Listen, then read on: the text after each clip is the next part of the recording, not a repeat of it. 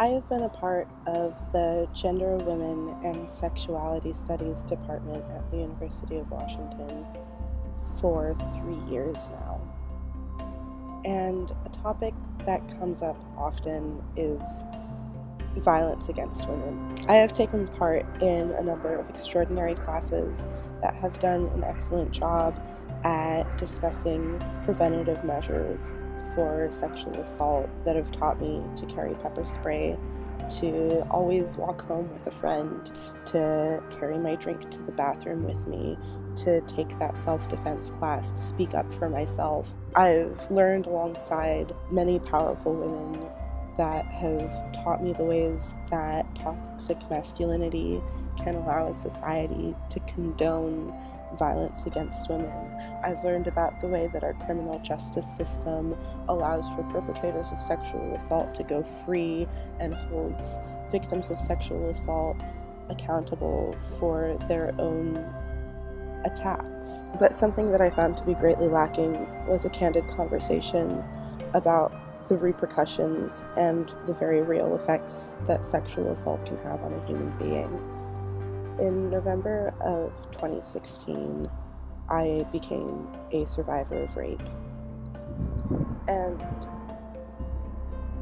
none of the classes I had ever taken, none of the powerful women that I have learned next to, none of my beautiful peers and friends, and none of the support that I've gained these last 3 years from the university could have prepared me for navigating the horrifically ugly side of being a survivor of sexual assault. The word survivor is important to me. I think that it brings a lot of very positive connotations with it. Survivors are warriors. They're strong. They continue to live each day after having gone through a living nightmare. But there are lots of ugly sides to being a survivor. Being a survivor means having to have your roommates do your grocery shopping for you because you're afraid to leave the house. Being a survivor means crying to your professor and explaining to them that you haven't been in class for weeks because you're afraid to leave your house and you don't know why. Being a survivor is failing an entire quarter's worth of classes because you can't stand to listen to your professor talk about sexual assault. Being a survivor is watching your parents stress about the mounting medical bills because your insurance doesn't cover therapy. It's watching your friends go on with their lives, going to parties, going to school, celebrating their graduations, while you haven't been able to leave your bed for a week.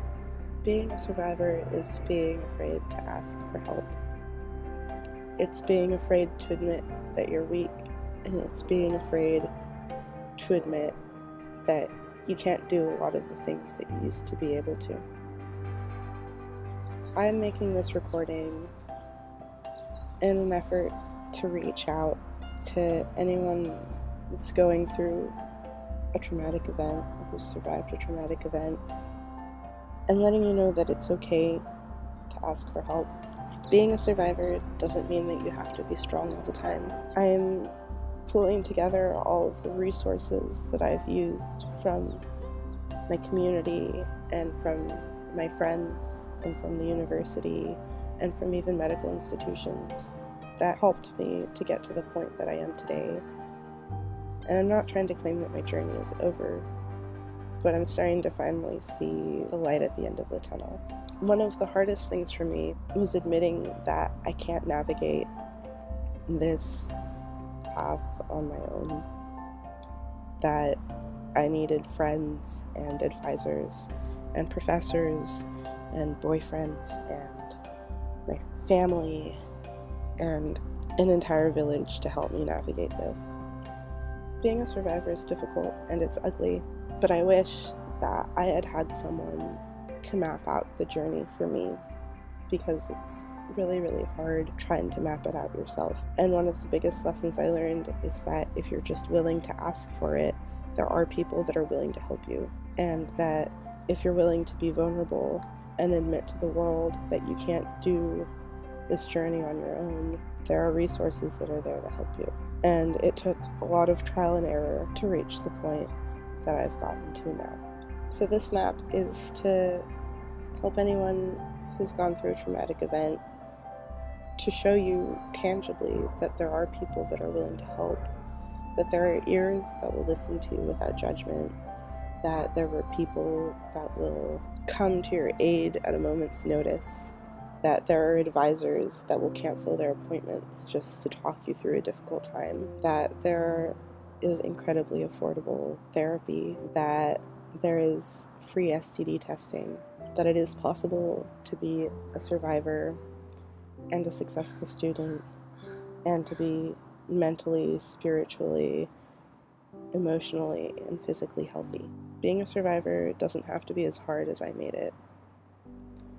I know that my journey is unique, and I know that not everyone's experiences are the same. I'm hoping I can make someone's journey a little bit easier than mine was. My map outlines my personal 5 stages of grief. It goes through denial, anger, bargaining, depression, and finally acceptance. I'm not going to pretend that I've already made it to acceptance, but I think that I'm pretty close. Over the last 2.5 weeks, a professor helped me come up with a plan to spend an hour and a half every day dedicated to self-care and dedicated towards finding something that made me feel good about myself. While this map extends from November 2016 to the present, its main focus is on the last 2 weeks, where I made a conscious decision to take care of my complete self, mind, body, and soul, and to prioritize and be honest about my needs, however big or small they may be. Sometimes that's needing someone to walk me to class, and sometimes that's needing a professor to extend the due date for midterm. But what I found most valuable is that help is there as long as you're willing to ask for it. And our university really does have a variety of wonderful and beautiful resources that have made this journey so much easier for me.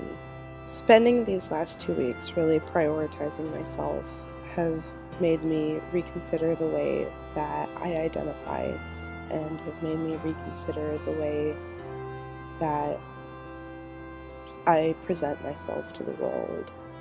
I'm recognizing that it's okay to be vulnerable, and that it's okay to not be okay sometimes, and that it's okay to be honest. I found that the majority of the time, the issue wasn't that the world wasn't accepting of me, the issue was that I wasn't accepting of myself.